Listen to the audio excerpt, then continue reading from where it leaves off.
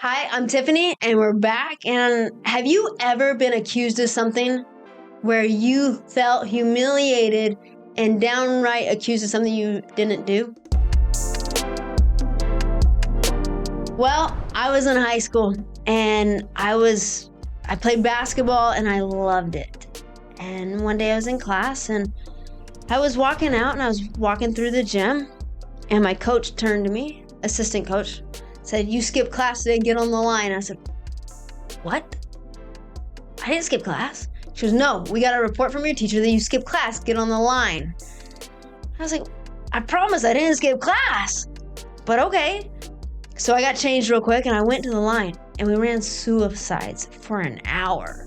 I mean, if you've run suicides, it's back and forth, back and forth. And I was in really good shape because I was on varsity, we ran a lot. But it was back and forth. And by the end, I actually wanted to cry. But not because of the running, but because I was being accused of something that I was like, I didn't do. I sat there and the whole time I was running, I was trying to figure out, did I do this? And I really didn't do this. I was trying to figure out, am I mistaken? What's coming from? Because I still hadn't gotten the story of what was happening. I just was running.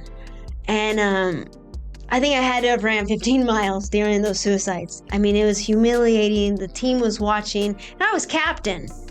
I mean, it wasn't something that a captain comes in and runs suicides for skipping school. And so I got done. Finally, she said, "You're done. Go change and go home." And I was like, and this had never happened to me. Like, I loved this game, and I knew I had lost all respect from this coach. And I was like, what is going on? So I went home and I told my parents, I said, "Mom, Dad," I said, "I just got accused from skipping school." And on a side note, not saying I've never done it before, but I hadn't done it this time.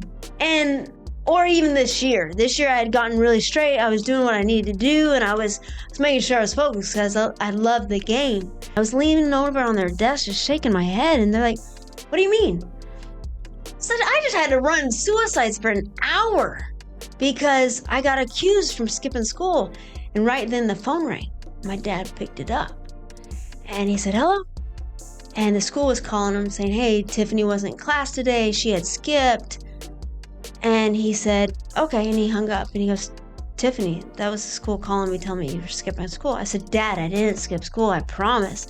I was in the back of the class.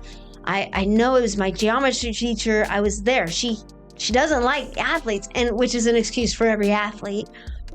But I said, I promise I was there." And he turned to me and he goes, "Tiff, are you 100% sure you were there? Because if you tell me you're telling me the truth, I'm going to go to that school. I'm going to march down and figure out what's going on because you're being accused of something."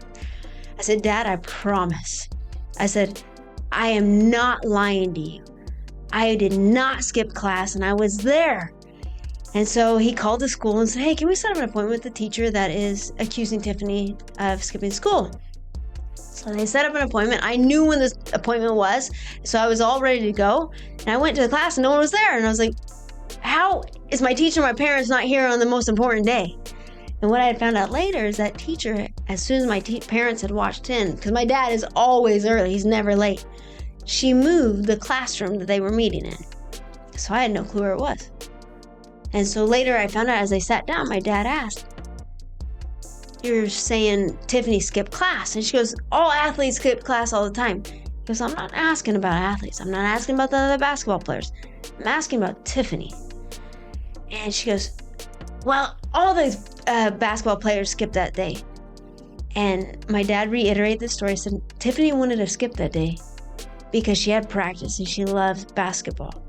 So I need you to reiterate to me that Tiffany skipped class, not the team." She goes, "Well, let me look up in my book and see if she specifically skipped class."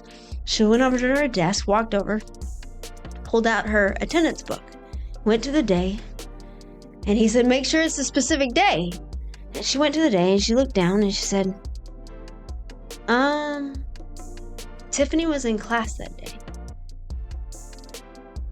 And as my parents stood up and said, "Okay, I think we're done here." And I love teachers, and this is not a video against teachers.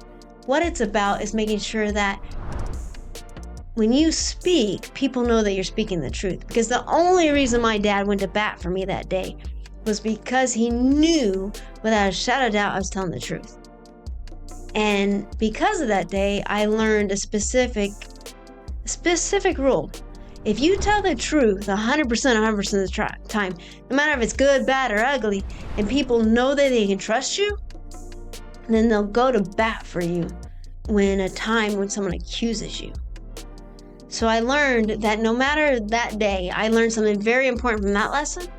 And even those suicides that I had to run that I want to throw up after or cry after, that got me better too.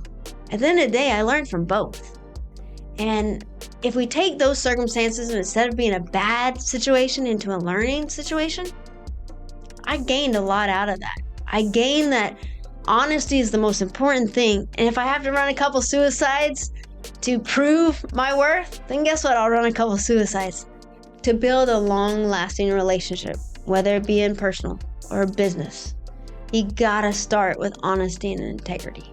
And that's where everything starts at the core. So start today and make sure you're honest 100% of the time.